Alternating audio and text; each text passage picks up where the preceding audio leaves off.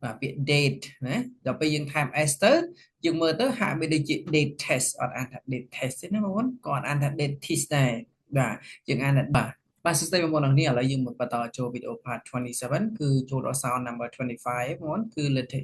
es tại đấy và es cái này cứ mean sound sợ chắc es mean sound rồi bốn nó muốn và bốn sound chẳng sound thìនេះគឺ sound សឹកស្មើនឹងអក្សរ s ជាងធម្មតាទេបាទយើងសម្គាល់វាបែបម៉េចគឺសម្គាល់ចំពោះនាមឬក៏គេអាសព្ទទាំងឡាយណាដែលបញ្ចប់ទៅដល់អក្សរទាំងអស់នេះមានអក្សរ p អក្សរ t k f ឬក៏ th ដែលមាន sound សឹកបាទ th ដែលមាន sound សឹកហ្នឹងអញ្ចឹងពេលដែលគេបន្ថែម es ឬក៏ពេលខ្លះវាបញ្ចប់ដល់អក្សរ e ស្រេចហើយអញ្ចឹងគេថែមតែ s ទេនោះសំឡេង es ឬក៏ s នោះនឹងប្រែទៅជាសំឡេងសឹកអត់អានសំឡេង s ឬក៏សំឡេង is អីទេណាបងបាទឧទាហរណ៍ពាក្យនេះ date date បាទពាក្យ date ណាដល់ពេលយើងថែម s ទៅ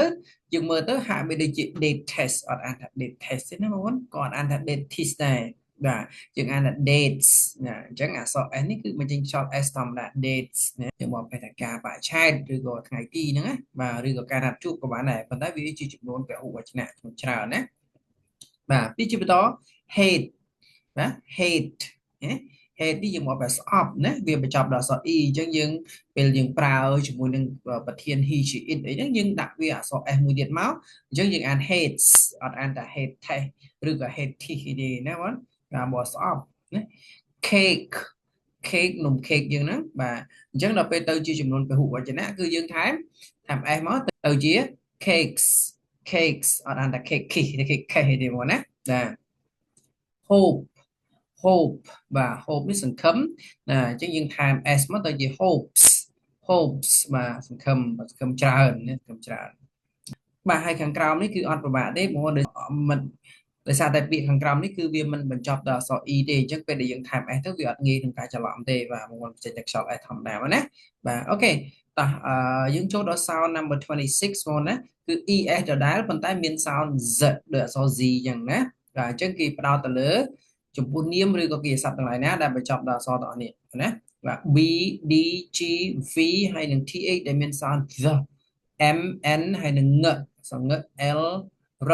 ហើយនឹងរមួយទៀតណាអក្សរ អញ្ចឹងពេលគេបន្ថែម s ឬក៏ es ទៅនោះសំឡេង s ឬក៏ es នឹងប្រែទៅជា z ណា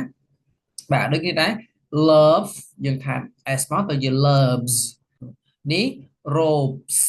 robes បាទខ្យល់ s នេះទៅជា z វិញណាបាទ robe ខ្សែពួរមកណា invades invades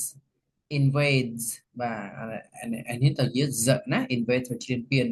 close close បាទអក្សរ z នេះណា names names ឈ្មោះណា